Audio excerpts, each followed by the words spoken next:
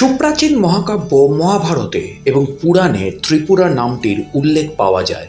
এরপর 1400 শতকে রচিত রাজমালা ত্রিপুরার উল্লেখ পাওয়া গেছে। এটি ছিল ত্রিপুরার মাণিক্য রাজবংশের কাহিনী।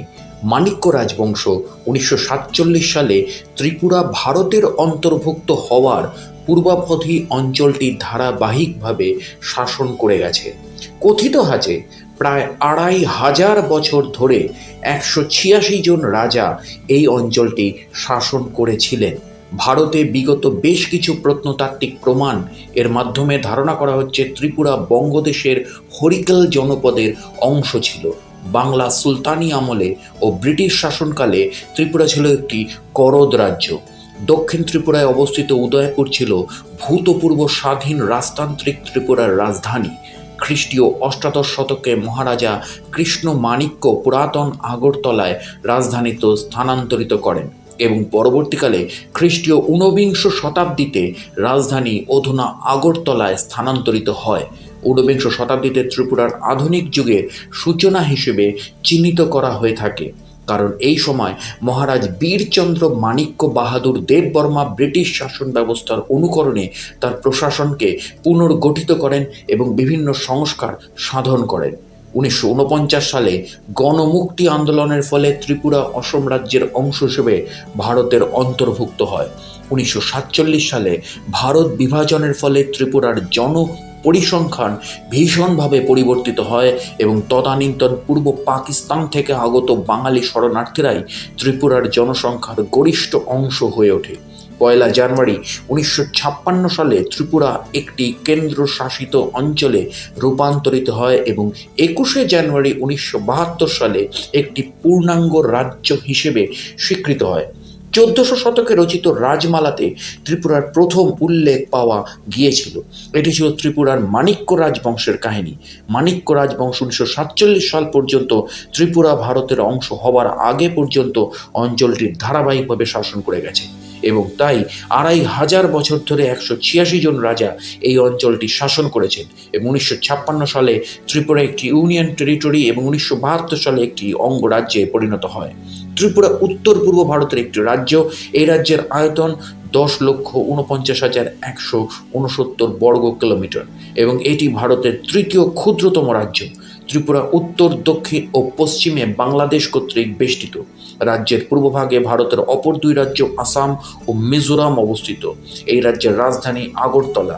রাজ্যের সরকারি ভাষা বাংলা এবং বরক। বাংলার সুলতানি আমলে ত্রিপুরা ছিল বাংলার একটি করদ রাজ্য, যা ব্রিটিশ আমলে ব্রিটিশ সাম্রাজ্যের অধীনতামূলক মিত্র রাজ্য হিসেবেই ছিল। 1949 সালের 15 অক্টোবর ত্রিপুরা অন্তর্ভুক্তি চুক্তি অনুসারে এই রাজ্য সদ্য স্বাধীনতাপ্রাপ্ত ভারতীয় অধিরাজ্যের অন্তর্ভুক্ত হয়। উল্লেখ্য, ব্রিটিশ শাসনকালে এই রাজ্য পার্বত্য ত্রিপুরা হিল ট্রাইপেরা নামে পরিচিত ছিল। সাক্ষরতায় এই রাজ্য দেশের তৃতীয় স্থান অধিকার করে আছে। ত্রিপুরার প্রায় 70% লোক বাংলাভাষী, বাকি 30% বিভিন্ন আদিবাসী জাতির লোক। এদের মধ্যে বরক ভাষায় কথা বলা ত্রিপুরা জাতি, জামাতিয়া জাতি, রেয়াং জাতি এবং নোয়াতিয়া জাতির লোক বৃহত্তম সম্প্রদায়। আদিবাসী এলাকাগুলিতে ত্রিপুরী ও আদিবাসীদের মধ্যে অনুকরণীয় সম্প্রীতি এবং সদ্ভাব বিরাজমান। ত্রিপুরায় তাই সাক্ষরতার হার প্রায় 87.75%, যা ভারতের গড় সাক্ষরতার হারের চেয়েও বেশি। ত্রিপুরা হলো উত্তর পূর্ব ভারতের একটি ভূবেষ্টিত পার্বত্য রাজ্য এবং সমুদ্রপৃষ্ঠ থেকে এর উচ্চতা 15 থেকে 940 মিটার। এত সত্ত্বেও ত্রিপুরার অধিকাংশ মানুষ সমতলে বসবাস করেন। এটি একটি ভূবেষ্টিত রাজ্য হওয়া সত্ত্বেও এটি মানু নদীর মতন বিভিন্ন নদীর উৎসভূমি। ত্রিপুরা উত্তরে, দক্ষিণে ও পশ্চিমে বাংলাদেশ দ্বারা বেষ্টিত এবং অসমের করিমগঞ্জ জেলা ও মিজোরামের আইজল জেলার দ্বারা এটি ভারতের মূল ভূখণ্ডের সাথে যুক্ত। ত্রিপুরার রাজ্যটি অক্ষাংশ 22°56' উত্তর থেকে 24°32' উত্তর এবং দ্রাঘিমাংশ 90°9' পূর্ব থেকে 92°20' পূর্ব পর্যন্ত বিস্তৃত। রাজ্যটির মোট আয়তন হল 10,491.69 বর্গ কিলোমিটার এবং এটি ভারতের তৃতীয় ক্ষুদ্রতম রাজ্য। ভারতের অন্যান্য রাজ্যের মতোই ত্রিপুরাতেও সংসদীয় প্রতিনিধিত্বমূলক গণতান্ত্রিক ব্যবস্থায় সরকার পরিচালিত হয়। সরকার ব্যবস্থা 3টি শাখায় বিভক্ত, যথা আইনসভা, বিচার বিভাগ এবং প্রশাসন। ত্রিপুরার আইনসভা হল নির্বাচিত জনপ্রতিনিধিদের নিয়ে গঠিত ত্রিপুরা বিধানসভা। বিধানসভার অধ্যক্ষ এবং তার অনুপস্থিতিতে উপাধ্যক্ষ সভার কার্যাবলীতে পৌরোহিত্য করে থাকেন। ত্রিপুরার বিচার বিভাগের প্রধান হল ত্রিপুরা উচ্চ ন্যায়ালয়। এছাড়াও বিভিন্ন নিম্ন আদালতের দ্বারা বিচার ব্যবস্থা পরিচালিত হয়। ত্রিপুরা রাজ্যে প্রশাসনের সাংবিধানিক প্রধান হলেন রাষ্ট্রপতি দ্বারা মনোনীত রাজ্যপাল, কিন্তু মূল প্রশাসনিক ভার মুখ্যমন্ত্রীর নেতৃত্বে গঠিত মন্ত্রিসভার উপরে ন্যস্ত।